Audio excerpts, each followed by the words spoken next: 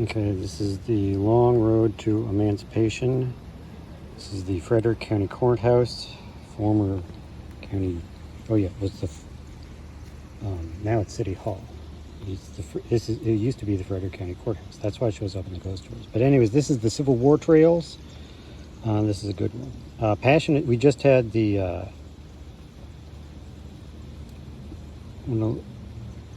we had the semi-sesquicentennials were in, it happened in 2014, I guess. Passionate speeches filled the air at Courthouse Square on September 24, 1864. On that date, a throng of Frederick residents listened to Montgomery Blair, Abraham Lincoln's first postmaster general, and other speakers, encouraging Marylanders to vote in favor of outlawing slavery in the state during an upcoming statewide referendum. City of Frederick voters listened. They went to the polls on October 12th to 13th and supported the new Maryland Constitution by a vote of 735 to 441. Statewide abolition referendum passed, and enslavement ended in Maryland on November 1st, 1864. The vote was critical, for though Lincoln had introduced the preliminary Emancipation Proclamation in September 1862, the document only freed slaves living within Confederate-held territory. Maryland remained in the Union, and therefore enslaved people in the state remained in bondage. Though the vote held through, what says though? Though the vote held here in 1864, so that was just 250 years, 150 years. Though the vote held here in 1864 brought about the end of slavery in Maryland, the fight for equality and citizenship for 3,000 newly freed people in Frederick County was far from finished. Yeah, so they didn't get to vote in that election. Well, I mean, they voted in, they were 8 years in power, or 12 years. Okay, 8 years.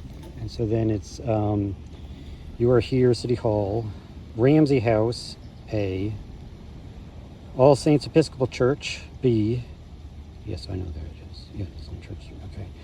Evangelical Reformed Church, C, that's